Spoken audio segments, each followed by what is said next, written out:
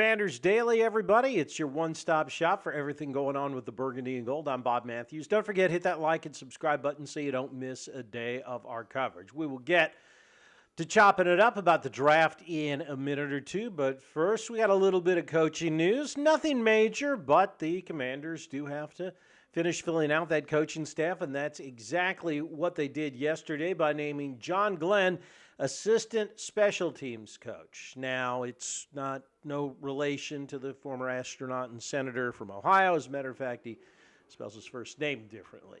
Nevertheless, Glenn comes to the Commanders from the Las Vegas Raiders. He was their linebackers coach last year. Also a member of the Commanders staff back in 2024. He was a special teams assistant. So this is a case of, somebody that's been in the organization, coming back and getting a chance to keep doing what they were doing. There is a good reason to be bringing in a guy like Glenn to be the special teams assistant coach, because in 2024, when he was on the staff as that special teams assistant, they had 4 Pro Bowlers.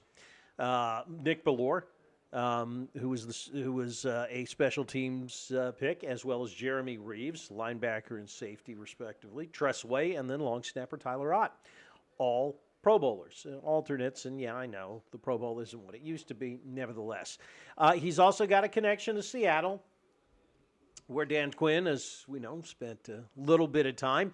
He was with the Seahawks from 2018 to 2023. 15th year in the NFL. He had 12 of them. He had 12 seasons, actually, with Seattle. And before his stint with Seattle, 2 seasons at the University of Washington as quality control coach, and then 3 seasons as a linebacker coach at North Carolina Wesleyan. That's when he got into coaching back in 2006. So there you go. He is your new special teams assistant coach. Again, Commanders just got to get that coaching staff lined up and filled out, and so that's what John Glenn will be doing. All right, so let's go ahead and start talking about the draft stuff. Daniel Jeremiah came out with a scenario today in one of his mock drafts, and as you all know, Daniel Jeremiah is one of the best with this stuff. He is he's working for the NFL Network or ESPN now. They all move around so much. I can never remember. Yeah. So anyways, enough where Jeremiah is working.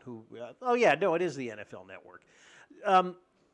He, in his opinion, and it's hard to argue with him, they got a pretty short list of who they want at number 7. But he thinks that it would be a dream scenario for Dan Quinn if the Commanders could wind up with Arvell Reese. Now, I guess, yeah, sure, it would probably, it would be a dream scenario if they could go back in time, get a 23-year-old Lawrence Taylor and bring him in too. But nevertheless, there is a reason for that. He's got the versatility to do it all. Off-ball linebacker and edge. There's just a huge amount of possibilities, but that's going to take and he admits, and I think we all do know that's going to take a lot of luck. The Jets at number 2 may very well be taking Arvell Reese. As a matter of fact, Reese's name comes up a lot with the Jets anytime you do one of the mock draft sims on PFF. I've noticed that Reese goes number 2 a lot. Here is what Jeremiah said about all this. He said, it feels more like Bailey, bird in the hand pick, for the Commanders versus the upside pick in Reese, who's more polished, he just has a game plan as a rusher. He's been doing it forever, playing off the edge, and is very comfortable with it.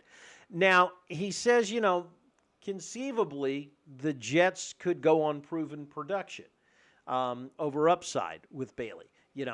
Bailey is a guy who is gonna check the boxes and also give you a lot right away, where they feel Reese may need just a little bit more work.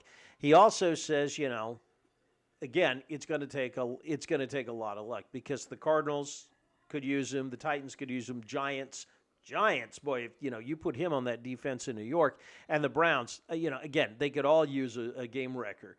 like Reese. But those other teams have other needs as well. And if they feel, if they feel that, okay, we've got so many holes that do we really need to to take Reese? Well, it's possible, not likely, but possible that he could fall to 7. He also Jeremiah thinks that Reese would be a really good fit in Durante Jones's scheme because Jones obviously is gonna line him up all over the place. I don't think it's gonna happen. Ironically, I think David Bailey is, if they go defense, is going to be the guy.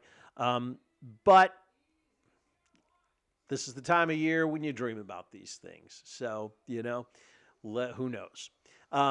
What about beyond round one? Where do the Commanders go after round one? We've been talking so much about, do they take the pick? Do they use the pick at number 7? Do they trade it? Do they trade up? Do they trade back and get more draft capital, or what? But they've got more picks than it's more than just the 7th pick. They don't have a 2nd and a 4th. So the question is, where do they go? Where do they go after that? And I think that, there are some areas I think that you would want to look at after the first round. I'm still not convinced that they don't take a tight end with this at 71, or if not at 71, somewhere else, because it really does look like tight end could be a really, if not deep, I don't want to say a deep class at tight end, but what you do have is guys that are at the top of the tight end class that probably aren't going to be taken until the 3rd round. Now, again, I know after addressing it in free agency, you start thinking, all right, do you really want another one?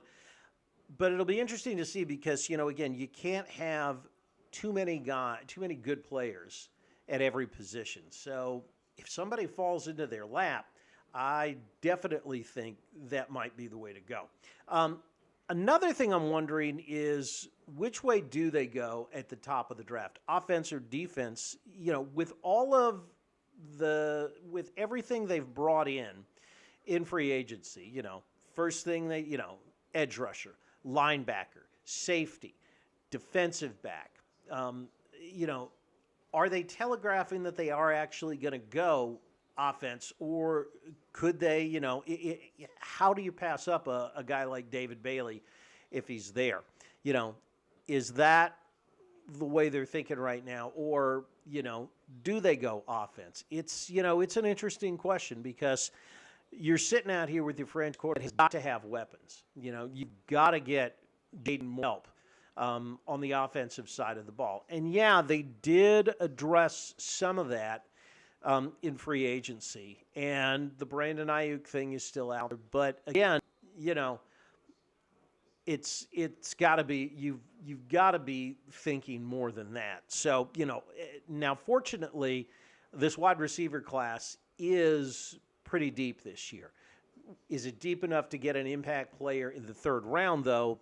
That's another story. We will have to see. But there are some prospects out there that might make a lot of sense. Prospects that we will go into coming up tomorrow. All right, that's going to do it for us today. Don't forget, hit that like and subscribe button so you don't miss a day of it. Hey, how about this as a question of the day? If they do pass on wide receiver in the 1st round, who do they go after in the 3rd? Who do you think is a sleeper there in the middle of the draft?